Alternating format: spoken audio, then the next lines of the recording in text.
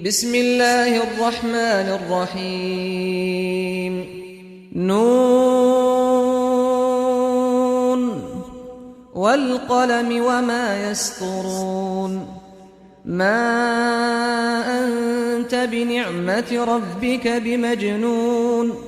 وإن لك لأجرا غير ممنون وإنك لعلى خلق عظيم فستبصر ويبصرون بأيكم المفتون إن ربك هو أعلم بمن ضل عن سبيله وهو أعلم بالمهتدين فلا تطع المكذبين ودوا لو تدهن فيدهنون ولا تطع كل حلاف مهين هماز مشاء بنميم مناع للخير معتد أثيم عتل بعد ذلك زنيم أن كان ذا مال وبنين إذا تتلى عليه آياتنا قال أساطير الأولين سنسمه على الخرطوم إنا بلوناهم كما بلونا أصحاب الجنة إذ أقسموا ليصرمنها مصبحين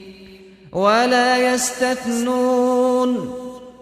فطاف عليها طائف من ربك وهم نائمون فأصبحت كالصريم فتنادوا مصبحين أن اغدوا على حرثكم إن كنتم صارمين فانطلقوا وهم يتخافتون ألا يدخلنها اليوم عليكم مسكين وغدوا على حرد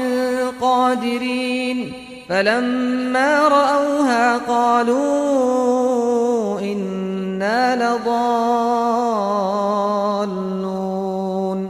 بل نحن محرومون قال أوسطهم ألم أقل لكم لولا تسبحون قالوا سبحان ربنا إنا كنا ظالمين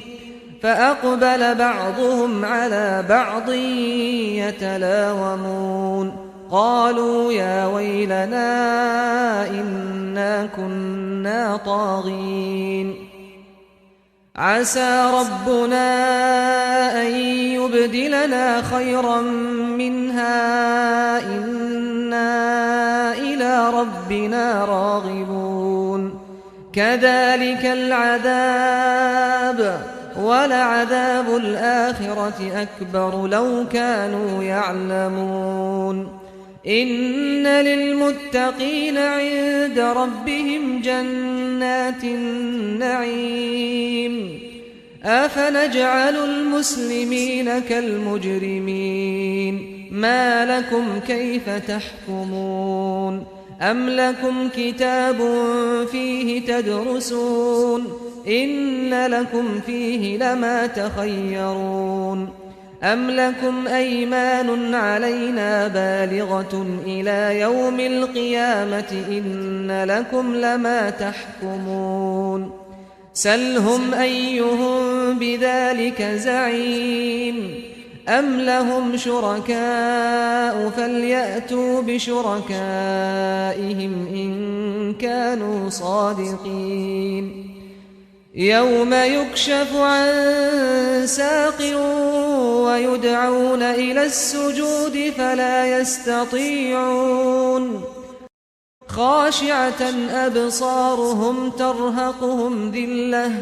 وقد كانوا يدعون إلى السجود وهم سالمون فذرني ومن يكذب بهذا الحديث سنستدرجهم من حيث لا يعلمون وأملي لهم إن كيدي متين أم تسألهم أجرا فهم من مغرم مثقلون أم عندهم الغيب فهم يكتبون فاصبر لحكم ربك ولا تكن كصاحب الحوت إذ نادى وهو مكظوم لولا أن تداركه نعمة من ربه لنبذ بالعراء وهو مذموم فاجتباه ربه فجعله من الصالحين وإن يكاد الذين كفروا ليزلقونك بأبصارهم لما سمعوا الذكر ويقولون إنه لمجنون وما هو إلا ذكر للعالمين